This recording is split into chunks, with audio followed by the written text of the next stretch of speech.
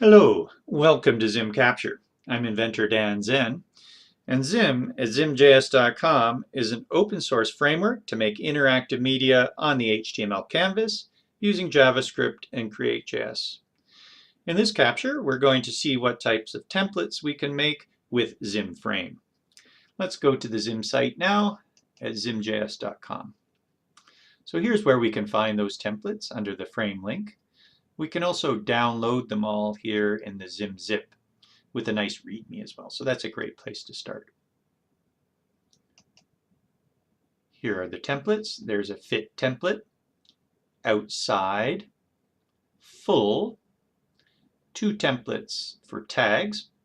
We'll insert the frame right in a tag, and then a way to get assets. Now we've already taken a look at that in a previous capture, so we won't look at that today. For the fit mode, we specify a width and a height, and then ZIM will scale the stage to fit within the browser window. Note that it keeps the aspect ratio, and that makes coding quite easy.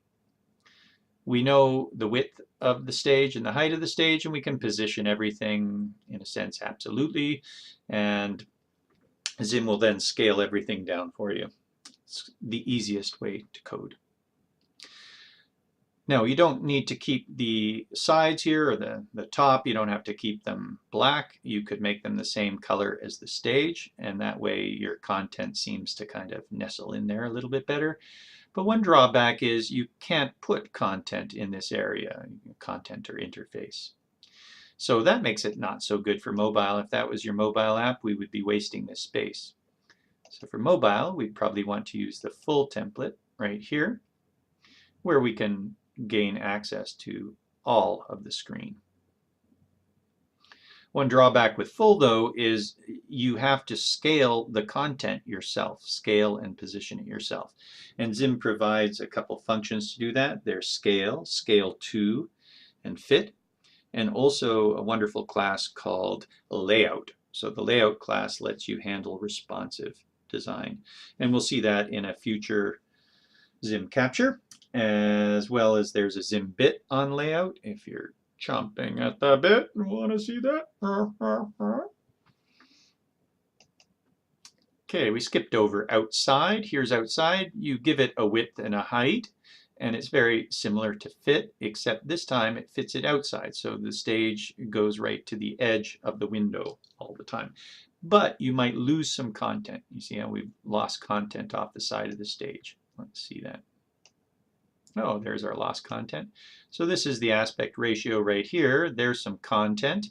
But if I collapse this like that, note that my content just went off the top and some content went off the bottom. If I squeeze it this way, then the content goes off the side, etc. Now that's okay if you've got fireworks that are shooting off and you don't really care where they go off the top or off the side, that would work. Or indeed, if you can imagine this is a mobile device here, you could start drawing and that would be fine. You can't draw off the stage, so nobody knows that there's a bit of the stage off the sides. That's okay. The only problem is if your interface goes off, that's not a good thing. Nope. Okay, so then there's the templates for the tag, and this will put a ZIM frame right in a tag. Here's an example. Now this one's much like the full mode, where we're not scaling the canvas in there. The canvas is actually really big, and then the parts we can't see is hidden.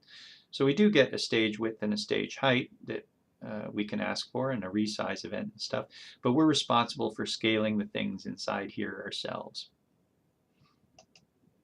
Then there's the second tag, where we give it a width and a height. So we give the template, the frame, a width and a height. And then it keeps that aspect ratio, so that's good. We don't have to worry about scaling or resizing our stuff inside of here. And cool, huh? But it may not, stretch to go really wide like this one can, for instance. All right. And we'll take a look at the code and see some of the nuances of that. Let's take a look at the code for the fit mode, though. So here we are in fit.html amongst my local copies here of full and meta and outside and stuff. Oh, I don't want to open up full. So here's fit, and we've got our scaling mode, some examples that are like little descriptions of that. We have the fact that we're going to scale with the fit mode. We give it a width and a height. And we're just storing variables here and a color, and then we pass these into ZIM frame right down here. Of course, we could pass these directly in if we wanted to, but I thought for the template it might be nice if you see the variable names. For the width and height, you're welcome to make that as big as the monitors you're expecting to target. That's fine, or even a touch bigger. It's always good to scale down. It doesn't really matter with the file size or download size because it's all vector based anyway.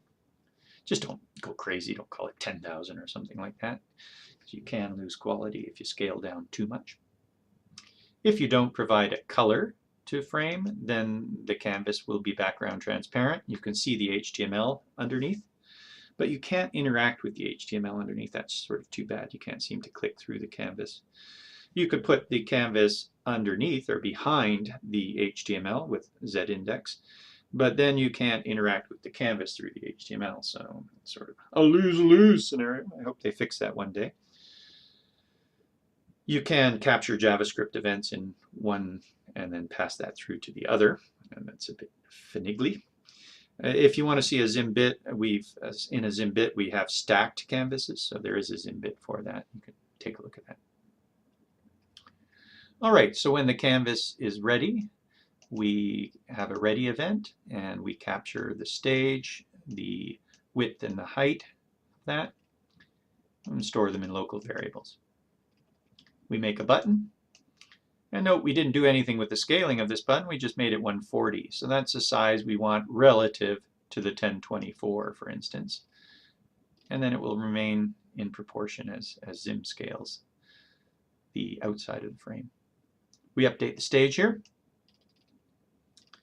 And then we end our ready, and that's it. And down in the body, we have a little message saying, hey, the canvas will be made by frame, and it will by default be called my canvas. So the ID will be my canvas. Super. Let's take a look at the full template.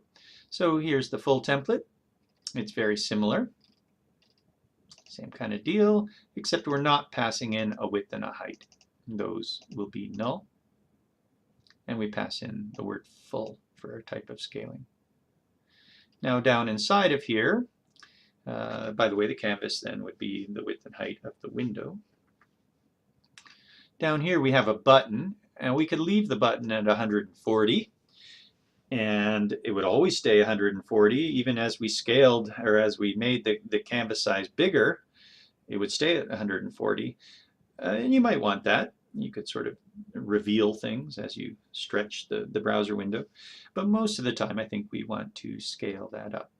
So we're responsible now for scaling this button ourselves, and we do so in a resize event. So when the frame resizes, we capture a resize event, and we call the function resize here. We're getting our new width and height. We're scaling the button to 20% of the stage. That's in the width. You can also scale in the height as well, or relative to the height, and a combination of these things. So take a look at the documentations for scale too. And then we're centering the button on the stage, updating the stage. And that's why this looks like so. There's a button, and note that it's scaling based on the width there, and it's always centered. Cool. Now, the outside is very similar to fit, so we'll go to the tag next. Let's take a look at which one this tag is. View it in the window. This is like the full mode, where we are responsible for scaling things inside of here. So we're giving the canvas no scale, and no width and height, and we're not scaling.